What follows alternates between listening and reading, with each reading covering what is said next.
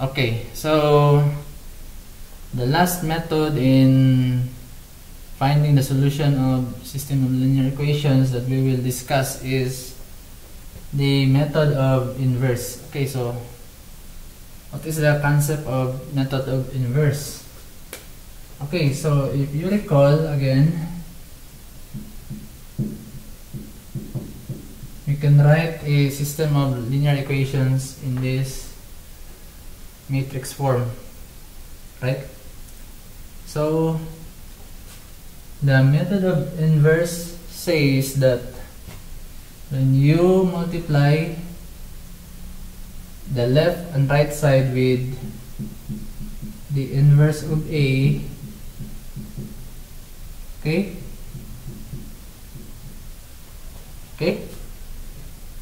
if you multiply that one,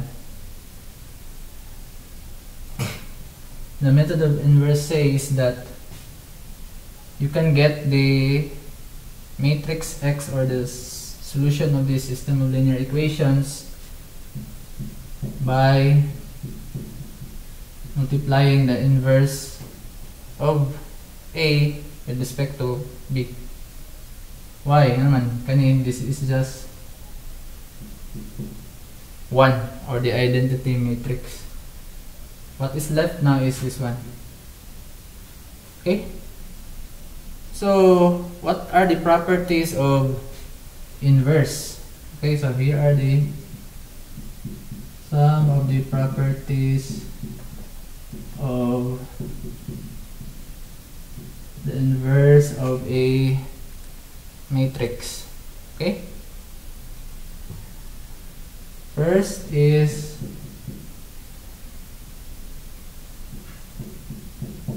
the inverse of A. If you again inverse that one, you will go back to the original matrix.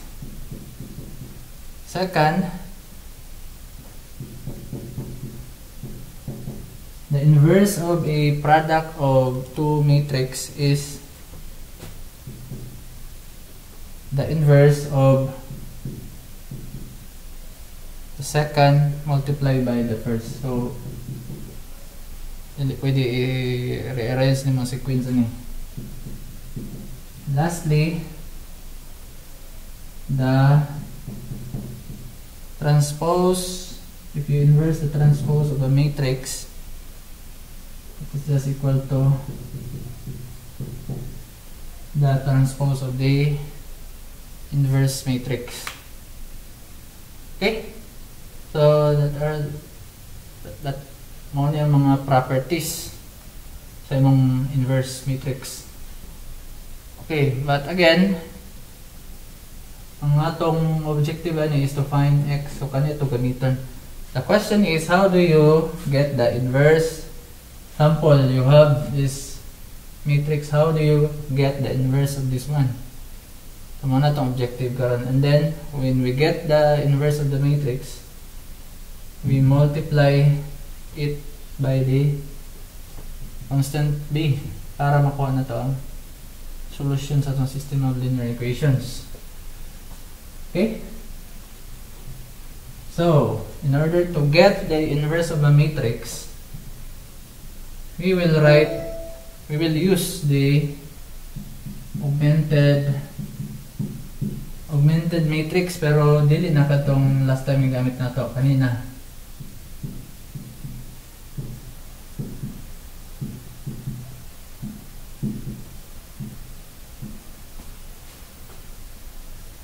This is your matrix A and the identity matrix. Okay. Ang atong objective ani is to swap, no? Kani siya nga matrix dari, ato ni siyang kurmahon nga ni identity matrix kani. And then kung unsa tong mga elements nga naa diri, mao na dayon to ang inverse nimo. Okay? So, in order to do that, we will use the Gauss-Jordan method. Okay, so recall ang Gauss-Jordan na method. magigamit nato kaganiha. First, we multiply by 1/4.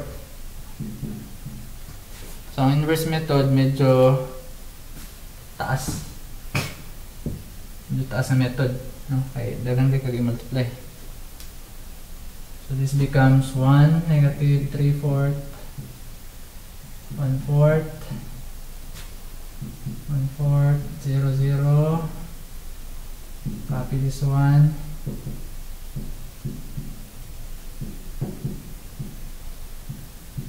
Okay. And then make this one 0. So you have row 2 minus, since negative, so mahimong plus 2r1. Kini row 3 minus r1. Okay? So, unsay may tabuan na. Okay. Copy this one, negative 3/4. Okay, so naku kayong possibility nga masayop mo pag multiply ani, no? Kinahanglan mo og practice and then care sa pag multiply. Once nga masayop kag isa ka number dire, then taas na kay solusyon, mas kalit imong madaghan nimo ang sayop na dayon. Okay, so mo na siya, and then ni magay mo ng 0.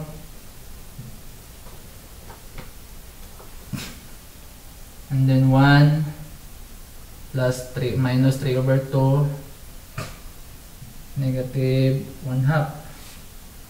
And then kani negative 5/2.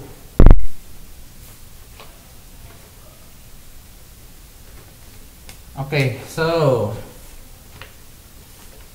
and then proceed this one, 0 plus 1/2, so this will become 1/2, and then 1 plus 0, 1, 0.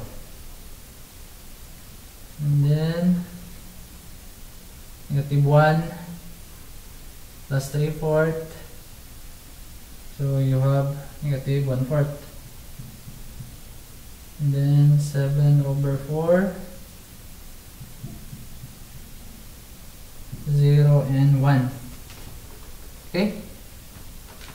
So I'll just demonstrate to you the sequence. Next is we make this one into 1. Okay? By multiplying negative 2 here. Okay? Multiply negative 2 in row 2. So, muna na yun eh. Transfer dire. You have 1 0 0.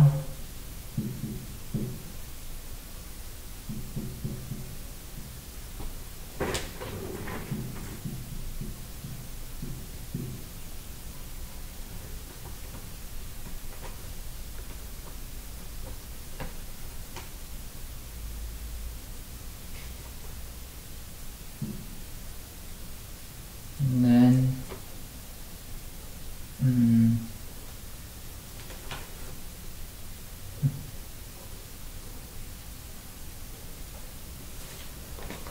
negative 2, so this becomes 5.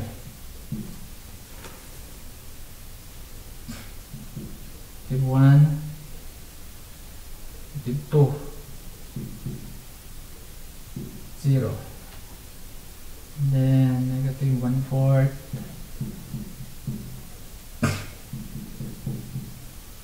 0 and 1. Okay? Okay. Yan. Next procedure is to make this to 0. So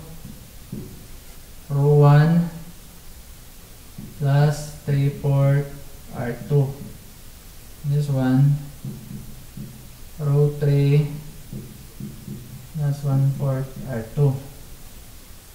Okay, so this becomes 1 0 0 0 1 0, and then 1/4 plus 3/4 R2, 15/4, 16/4, so this is 4, and then this one is 7/4 plus 5/4, 12/4, this is 3, and then this one is -1/2, -3/2, 0, -1/2, -1/2, 1. Okay? So, tama ba? -1/4 plus -1/4. So, -1/2. And then 0 minus 1/2, -1/2. Okay. Next is multiply this band by 1/3. Okay, so 1/3 are 3. 1/3 are 3. So this becomes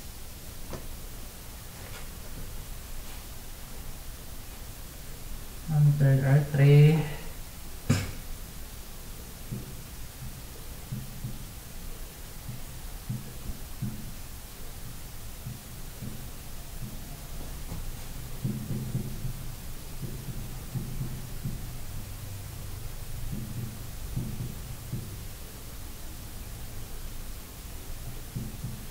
In 1/6.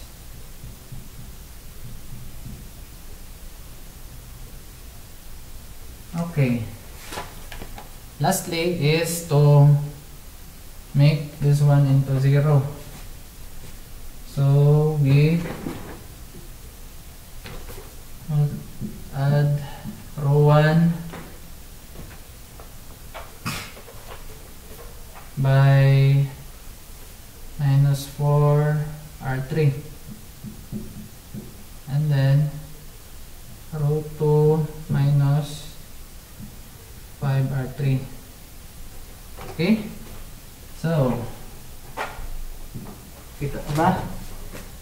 Kita pa. Now have this one 1 0 0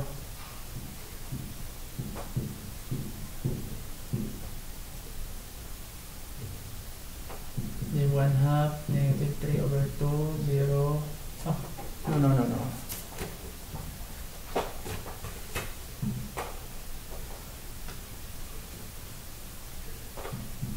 1/6.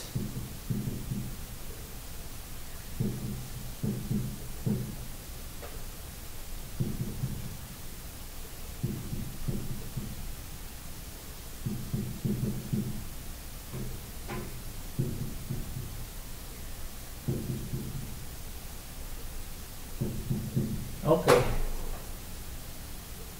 so we now have switch places this one. Ano nangyari son?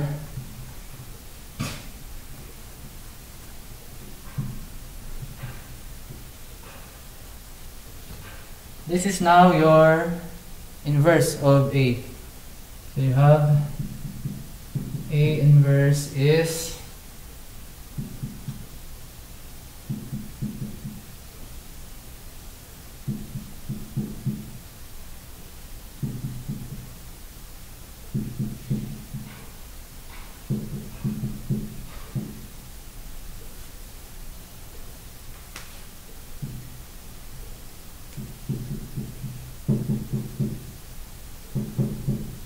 okay.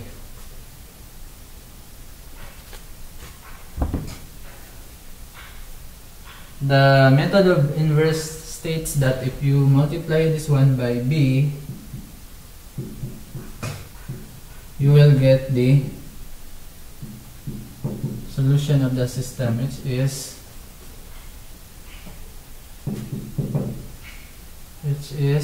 okay, so just multiply this one, you will get this one. Okay, dapat kanimong makuha. Kung dili kanimong makuha, sabutan na you made a mistake somewhere down the road. Okay, so practice. And okay, so medyo taas na sana for 3x3. How about 4x4 or 5x5? So okay, so the higher you practice, mas ma-master niyo ang method.